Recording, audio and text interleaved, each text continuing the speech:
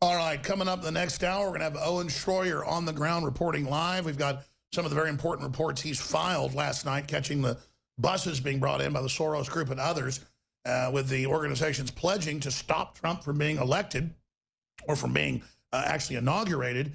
And we also have CNN, you name it, saying, what if there's a nuke attack? What if there's a drone attack? Other publications, The Hill, you name it. And, well, Obama will have to appoint the next president, and then there'll be a new election in Homeland Security with their people who federalize the election. They will oversee it. Ladies and gentlemen, you're supposed to have separation of powers, not just legislative, executive, judicial, but between the federal and state governments. It's called federalism. And people misappropriate the term federalism, meaning the feds are all powerful. No, federalism means it's equally shared with the states with a little leg up on the feds. That meaning the state legislatures, they elect, that gives them real power, U.S. senators. In 1913, same day we got the income tax and the Federal Reserve, late at night, they rammed that through. And now we live under it. So the balance of power shifted. You could argue it happened after the Civil War, but it really happened after that. It was a federal power grab for a while, but it failed. It actually strengthened the states to a certain extent after their rebellion. Now, well, look at all these Homeland Security helicopters flying outside the window. It's quite a scene. Maybe next time they fly by the monument, Buckley, you can punch that up. It's amazing out there. In fact, instead of looking at my ugly head, let's give people a Washington Monument shot for a minute or so. I think the helicopter's about to fly back into view. And I believe that up there to the right, we'll get a shot of that, is the post office hotel that Trump rebuilt. Oh, yeah, there's Trump's hotel. Yeah. And we ought to go do a report in this new hotel. He did a year early and under budget. Isn't that amazing? Unlike government work, where everything's way over budget. Right now, they're having a crisis in California with this bullet train they keep wanting to build. It's hundreds of millions of dollars over budget. Yeah, that's why we can't ever have anything like the Japanese or the French, not that they're perfect, is there's so much corruption. Yeah. They just bilk it. And that's a big Democrat thing. They love to grab into those money pits Harry Truman. And just siphon it all off for their little campaigns and their friends and parties and dinners. But they don't ever build anything. They don't ever do anything. Yeah, how about we build an incredible spaceport? Right. How about we like build the future instead of just running around acting like thugs? Have you seen the arrogance around here about these people? It's amazing. There's all these guys in black trench coats and $100,000 Rolexes. Not that a Rolex is bad, but they just think they're God, just stomping around.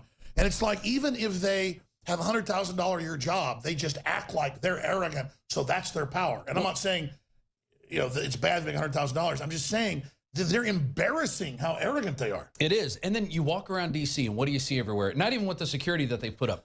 Walls, fences, so everything's secure. It's like, we're the government. We can be secure. You can't be. That's right. That's the big attitude. You can't have a gun. You can't have a border. Yourself. Yeah. By the way, in Austin, because I was trying to buy a condo, so when I have family come into town or whatever, we have a condo. I kind of live outside town. I need a place in town. So I went around everywhere where all the new condos are being built, and I was like, I want a condo community that has a gate. Mm-hmm. And they went, oh, the city council won't give permits for about 5 years for those. You didn't know? They don't give gate permits anymore to build. They think we should all just be together in one community. And I went, are you kidding? If you go over to Terrytown or the elite areas, there are 12-foot gates, 10-foot gates, and then gates around the houses. Right. And they have a 1 minute, because I have friends that live in Terrytown, 1 minute. I mean, you call the cops, they're there in 30 seconds. Yeah. I mean, where I'm at, you call the cops, it takes them 5 minutes, which is fine. We're not bad. I mean, the point is, the average is 12 minutes. I'm talking 30 seconds. They say 1 minute. So they have a 1 minute police response time in the rich areas. They call it the government district. See, this is all unspoken, but it's actually in the law in Texas. They got laws passed where Terrytown and the government district of downtown, only part of it, is under Texas COG and critical infrastructure, what they call that. And it has its own power in the grid. It's hooked into the main grid, but it doesn't lose its power when there's rolling blackouts to keep other people from losing power. They keep their power on. All right. So they have better police. They have better power. They have everything, bro. And let me tell you this. I talked this guy I sat with on the airplane. He's a real estate developer. He said they're building 2 new hotels in Austin, and they have no parking. They have 4 parking spots out front, 4 handicap, and that's it. They won't let them build new parking. And that's all. And I'm telling him about Agenda 21. He's like, oh, I don't know. I said, You're sitting here explaining to me what it is. 2 foot deep swimming pools. Right. They're phasing everything Coffin out. apartments. He mentioned the coffin apartments. He goes, yeah, they're really small. We call them coffin apartments. I said, that's Agenda 21. That's to get everybody out of their cars. By the way, that's my term. Bring everybody into the city. What I love is I brand the stuff 10 years ago, but I'm not bragging. It's just we can fight in the war is what I'm saying. Yeah. We can call it not luxury micro. No, it's a freaking coffin apartment where you pay on average 6-7 times what you would per square foot for something much better. They're teaching you to go, oh, I love my coffin apartment, instead of having something big and nice, while they live in palatial mansions. Exactly. That's the difference. They don't do what they say we have to do. They don't live in the micro houses. They don't notice they make the hotel fancy and cool that it doesn't. Right. Oh, this hotel has dry urinals. It stinks. Isn't that elitist? They also set up, he was telling me, they set up these poop chutes for the dogs. They cost $1 million, and the dog goes on it, and it goes down to the sewer. So people don't have to walk their dogs anymore. They could just bring them up to wherever they're at, and it just goes right down. Sounds like hell. It's really weird.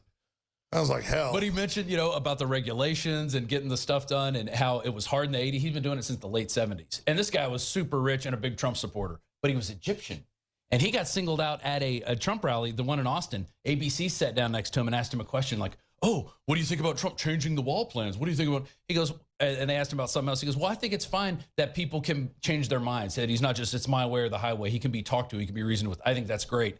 And the guy asked him a bunch of more questions. They didn't put those on the air. And later he goes, where are you from? He goes, I'm from Egypt. And the guy's like, he just got all mad that he wasn't giving him the answers he wanted because he saw a perceived minority when this guy is, probably one of the Well, let me tell you, if you're a Muslim and you want to have a nice house and have your daughters not have to wear hoods over their heads and you just want to live in a free country, that's the thing. Actually, most Muslims are heretics. They don't want to be under this crap. That's why we're like Iran.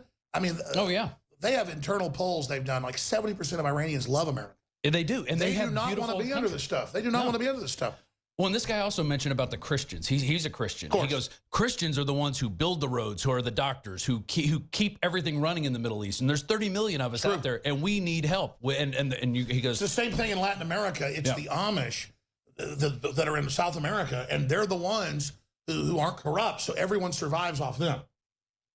And they live off of them and bilk them, and then they're blamed. It doesn't matter whether they're white or whether they're Lebanese Christians.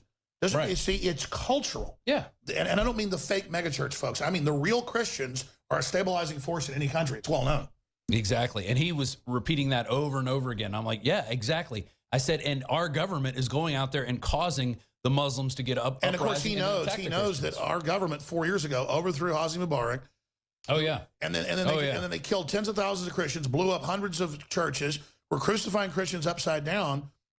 And then the Muslims revolted and overthrew it. They didn't want that. Yeah, exactly. Because guess what? As soon as they ran out, they realized stuff wasn't working. They ran out another million Christians, and all of a sudden, the trains weren't running on time. Yeah, and there's no doctors, and there's no lawyers, and there's no business people, and there's, nobody's doing anything except the ones who are just running around, cutting people's heads off.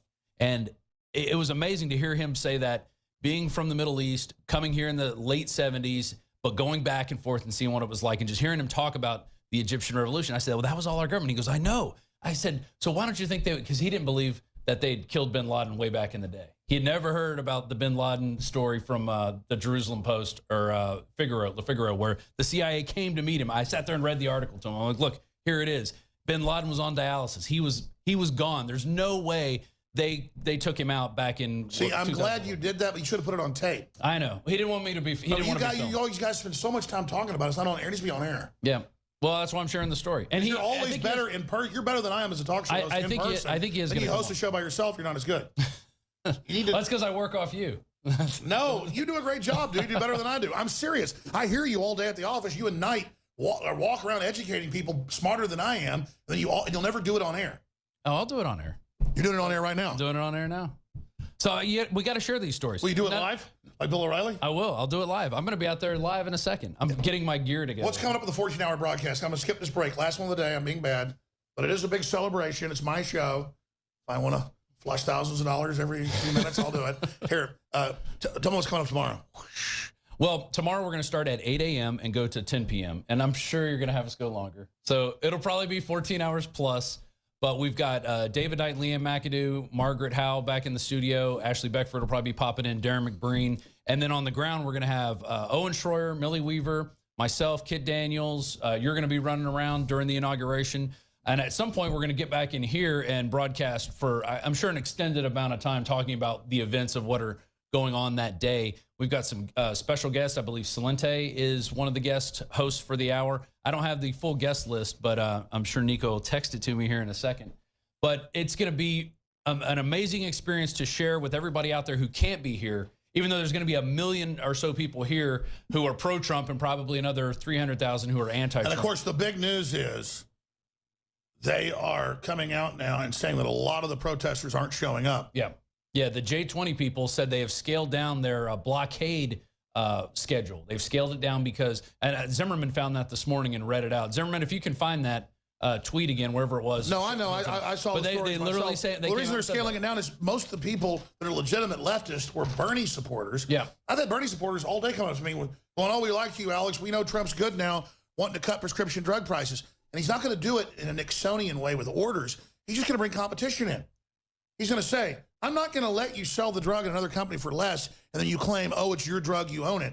You're going to have to sell it for the same price if you do it here. That's called competition. Or I'm going to let them import from the other country your stuff you're making here, selling to Mexico or selling to China, and then bringing back. Plus all the tariffs and stuff that China's got on us internally. He wants to bring back. We're going to have all these drugs and stuff. You're going to make them here, and it's already happening. Or you're going to pay a damn tariff. Again, folks, that's not protectionism. We've been screwed over. Come on over, Zimmerman. Yeah, I love the fact that Trump has just gone out and said, he's made all these announcements, and he's not even president yet, and companies are changing their tune. They're keeping jobs here. They're bringing more jobs in. The guy from Alibaba said he's going to make 1 million jobs, 1 million jobs. And these are going to be good-paying jobs. And when people always what about these tax cuts? This is globalism. They set up the highest taxes in the world. The big corporations did because they wanted to only move to China to screw us. Yeah. Trump makes the tax the same. All these other globalists, are going to be forced to then just understand that they're going to have to bring jobs back because it becomes a free market. And when you have more people paying less taxes, everybody doesn't have to pay as much, but we still can have all the things that make this country great. And let me add something that's absolutely key. A lot of people that are at Davos, a lot of people that follow globalism, it's because they're bullied into it, like Peter Thiel. If a lot of people do not like what's going on, once there's solidarity and support for real free market, which Davos claims it's selling, once the real thing comes, the counterfeit doesn't have anywhere to be. It's exposed. It's thrown out in the cold. So there's a lot of people in the system that do want to do the right thing, but there's no way they can do it because the public wasn't awake. We had to be awake.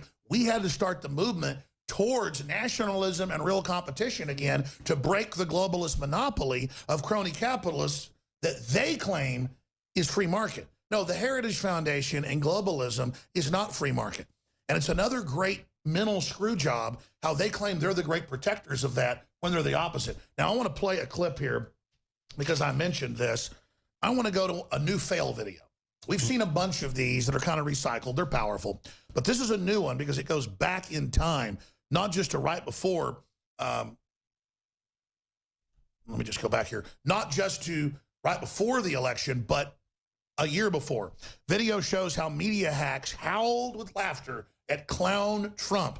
Let's play this 3-4 minute clip. Then we're going to come back and get into Owen Schroyer on the ground with the globalist minions being bussed in. Here it is. Actually running for president of the United States. There are no words. How do you even have a straight face right now? There are no words to describe what just happened. Ed Rendell, do you have any doubt that this is anything more than a carnival show? And you watched that speech today, we all laugh about it, and I'm sitting here laughing out loud, for the entire, front part of the show here as we're talking about it. I mean, it was a rambling mess of a speech. That said, it was very entertaining. I was howling. He's got gumudgeons of money, he's got a lot of recognition, and he just became the 12th presidential candidate for the Republican Party. Is it typical Donald Trump fashion, or is it hilarity run amok? This morning, some Republicans say they're worried Trump will turn the campaign into a circus. Party leaders worry Trump's presence will turn the primary into a joke. America's largest Latino civil rights organization called Trump an exceedingly silly man. Donald Trump is a fool. Hell froze over, and now we're stuck in the ice with Donald Trump. Chuck, you and I have seen this public dance from Trump before. I guess the question is this candidacy for real? Will it be significant? It's like I can't tell if this is politics or if this is just PR from a celebrity. For the National Press Corps and other elites, Donald Trump's campaign is a pure vanity exercise and a target ripe for outright mockery or low-level derision. Done. On the one hand, he's a late-night joke. Half an hour, the most beautifully ridiculous jibber-jabber. On the other, he's the proverbial skunk at the garden party. How does the Republican Party handle a political streaker who knows how to get attention? Sadly, the biggest buzz surrounds Donald Trump. How to take Donald Trump? Well, consider the newspapers this morning, at least the tabloids. The Daily News considers Trump a clown. The New York Post considers Trump a rich guy who could make it to the White House. I do not hate Donald Trump, but I do not take him seriously. I thought, everything that was garish and ridiculous about him was fully on display. Unconventional? Will people who love him love it? Yeah, but will it get him anywhere close to becoming the nominee or the president of the United States? I think not. I think there is a vein for him to tap, and he's going to get some serious votes. He can't win, but he can get a lot of votes. While no one expects Trump to get close to winning the nomination, that doesn't mean that they're happy he's in. I mean, this is the problem with Donald Trump for Republicans. Of course, he's not going to win. He probably will make the main stage. He'll be one of the top 10 vote getters just because of name recognition and our obsession with stardom. The problem is he's going to be a flamethrower. He has nothing to lose. But he says the most provocative things, like when Mexico sends its people, they're bringing drugs, they're bringing crime, they're rapists, and some, I assume, are good people. What is your strategy, and how can you succeed when you say things like that? Well, you can't, again, Gail, if the question is how can you become president, you can't by saying things like that. Can we stipulate for the purposes of this conversation that Donald Trump will never be president of the United States? Monument first. And ladies and gentlemen, here we are with the Washington Monument out the window as we're off of Pennsylvania Avenue.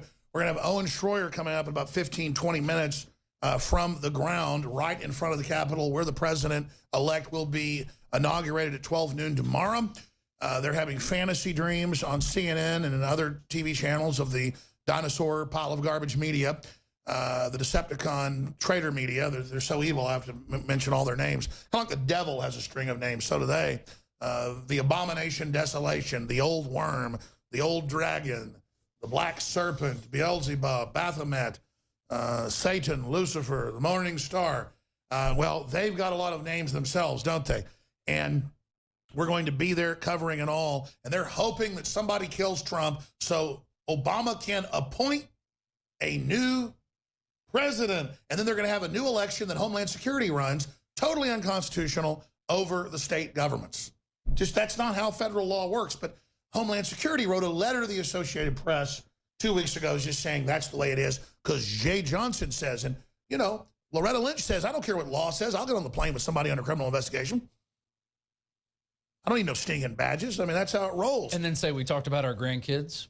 And you've got all these Total greedy, BS. crazy bureaucrats and lobbyists and corporate people. I'm not saying they're all bad, but we've seen them. A lot of them are like snakes. They're like Wormer Grimewood or whatever his name is. Dreamer Wormtongue? Yeah, absolutely. Another Lord of the Rings analogy. I was asked by Vice, why so many Lord of the Rings analogies? I don't really watch the movies much, but they're okay movies. It's just funny archetypes. The archetype characters. Yeah, the archetype characters. I mean, these people are panicking. They're scared. They're crazy. And all Trump wants to do is cut spending by 10%. That's because every economist says if we don't do that within a couple of years, we will be like Mexico or Venezuela. It's over, folks. We're going over the edge of a cliff. Sorry, D.C. The average D.C. bureaucrat is making millions of dollars a year on everybody's backs. We can't do it anymore. And if you cut our taxes a little bit and increase the unemployment levels, you're going to see more money. You're going to see more money than you can spend. Dumbasses. It's going to be amazing. Then you can scam even more off the top. And I'm not saying that's a good thing, but a real smart mafia guy wants a big, fat, juicy pig to bleed. These people are in competition with flyover country and hate average people having any wealth. So they're so dumb, they want a big, poor country to rule over. That's what third world jackasses do. That's what everybody did before the Renaissance. In Europe, Dark Ages, lasted 1,000 years because the elite wanted to keep people poor and didn't want them reading books and wanted them dumbed down. And you're trying to bring back the Dark Ages. Guess what? We don't want it. We don't want it. We don't want the Dark Ages. We want the light. We want the golden age. We want it right now. We want it right now. It's like Tony Montana says, hey, just like your President Jimmy Carter says, I want freedom. I want it now. I want the world, Chico, and everything in it. And the $500 suit. Look at that pelican, fly pelican. I think we should have Tony Montana for president. Hey, seriously. Yeah. It isn't going to be like that having Trump president. I love the way that moment when he called him out as fake news. Did you see that live when it happened? No, we played it like 10 That times. was freaking amazing. I know you're on vacation in Colorado. No. I was actually watching it real time. I rolled it back and we shot a video. And just watching that in real time going, oh, my God, this guy is going to be president, and he's calling CNN fake news. And when we landed at the airport, they had some CNN story with Obama, how he's just not happy with Trump. And if he sees any meddling in the election, he is going to speak out. They were the ones meddling with the election. That's the funny thing. They were the ones doing it. Now so speak out, Obama. Speak out about your own meddling. Now, I was corrected on a video I did like last week. It said like, I forget the hell, it was like, 6 states hacked by feds, and I was corrected. It's 11 now they found that the feds broke into.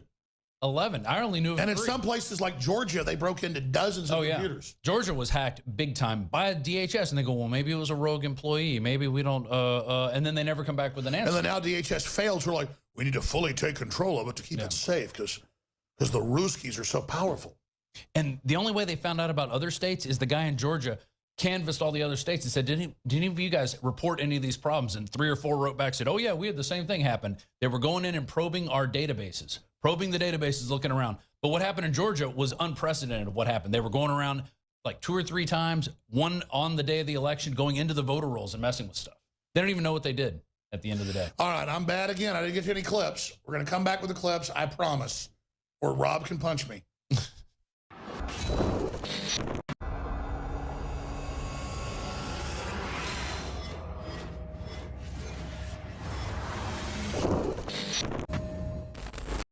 Look, I'm not going to sit here and say, see, I told you so, that communist Chinese-style net censorship was coming to the web, because it's already here. It's being announced. The way you keep the internet open and free is you get involved more than ever. Go to Infowars.com/app. A new battleship in the fight. Infowars Live, available right now. We're looking for a crew to man it. You gonna sit down and play games and be a trendy? Or are you gonna be part of history? Don't sit by and let the internet and free speech be stolen from you. Take action.